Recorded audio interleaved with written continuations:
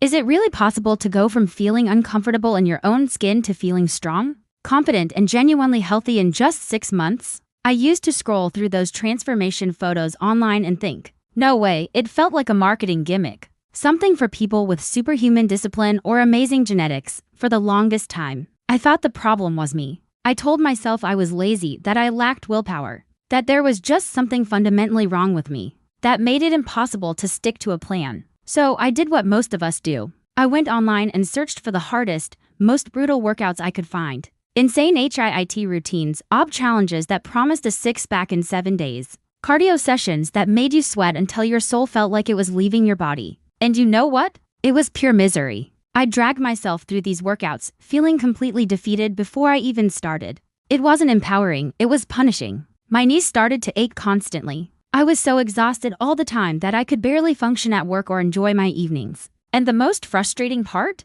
The number on the scale wasn't budging. In fact, I felt puffier and more inflamed than ever. I was putting in all this effort, all this pain, and getting absolutely nothing in return. That's when I had my first major breakthrough. I learned the truth that so many fitness gurus conveniently forget to mention. Exercise alone is not what makes you lean. Think about it. Your body is an incredibly efficient machine. It burns the vast majority of its daily calories just by keeping you alive. We're talking about breathing, thinking, circulating blood, digesting food. This is your basal metabolic rate, or BMR. The intense, hour-long workout you just did? That's just a small slice of the total calorie pie. It's important, but it's not the whole story. Here's the harsh reality: if your diet isn't aligned with your goals, you can run for an entire hour and completely erase that calorie deficit in 5 minutes with a single processed snack or a sugary drink. This isn't a sign of weakness, it's just biology. It's how the human body is designed to work. So I decided to stop trying to punish myself into shape with endless cardio.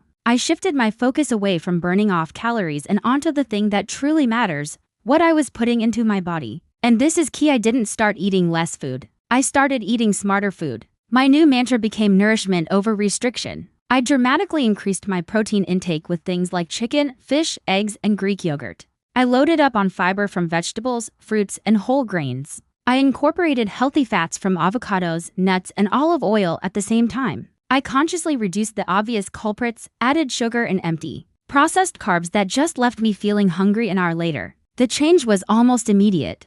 I was eating full, satisfying meals, but I stayed full for so much longer. Those mid-afternoon cravings started to disappear. And when I did feel a pang of hunger, I developed a new habit. I'd drink a big glass of water first and wait 10 minutes. Half the time, I realized I wasn't even hungry. I was just dehydrated. But right as I was feeling good about this, I made my second classic mistake. I got impatient and decided to speed things up by drastically cutting my calories. I thought, if a small deficit is good, a huge one must be better, right? Wrong. So wrong. My body completely panicked. When you eat too little for too long, your body doesn't know you're trying to fit into a new pair of jeans. It thinks there's a famine. It goes into survival mode. And what does it do? First, it slams the brakes on your metabolism to conserve energy. It becomes incredibly efficient at holding onto every calorie. Then, it starts looking for energy sources it can burn easily, and sadly, that often means your precious muscle tissue, not your fat stores. This is the absolute worst-case scenario.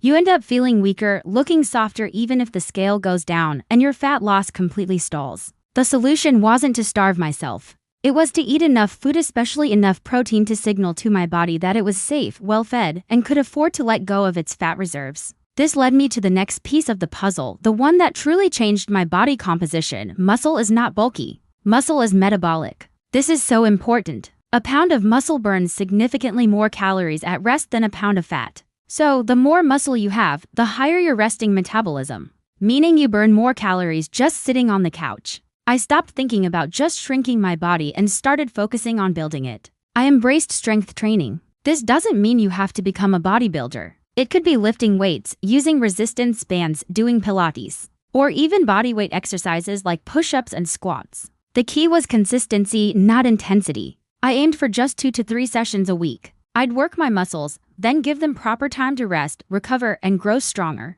That's how you build shape, create curves, and develop that toned, athletic look. That's how you sculpt your physique. But there was still one final, crucial piece missing. I was doing my workouts for an hour, feeling accomplished, and then sitting for the next 8 to 10 hours at my desk. And I learned that a sedentary lifestyle can practically cancel out the benefits of a workout. So I added the simplest, most underrated form of exercise there is, walking. I wasn't doing power walks or hiking up mountains. I just focused on moving more throughout the day. I aimed for a goal of 7,000 to 10,000 steps daily. I'd take a short walk after lunch. I'd pace around while on a phone call. I'd take the stairs instead of the elevator. These small bursts of activity add up, burning hundreds of extra calories over the course of a day without adding any stress to my body or my schedule. It became my active recovery. And finally, the most neglected component of all, I started to truly prioritize sleep. I made sure I was getting 7 to 8 hours of quality sleep per night. When you're sleep deprived, your body releases more of the stress hormone cortisol, which signals your body to store fat, especially around your belly. It also messes with your hunger hormones, making you crave sugary, high-calorie foods. Lack of sleep puts your body in a state of threat, and a threatened body clings to fat. So after all that trial and error, I finally found the real formula. It wasn't a magic pill or a secret workout. It was a simple, sustainable system. Eat enough protein and fiber to feel full and fuel muscle repair. Do some form of strength or resistance training a few times a week to build a faster metabolism. Move your body every single day, mostly by walking. Add in some fun cardio that you actually enjoy, like dancing or cycling. And get enough quality sleep. That's it. No torture. No obsession. Just consistency. And that is why 6 months is more than enough time to see a dramatic transformation. It's not because you suffer through 6 months of hell. It is because you spend 6 months finally working with your body's natural systems instead of fighting against them. You don't need to be extreme. You just need to be steady. You build small, positive habits that stack on top of each other, creating momentum that becomes unstoppable. And that, my friends, is how the real, lasting glow-up actually happens. Thank you so much for watching, and if this helped you, please consider subscribing for more tips on building a body and a life you love.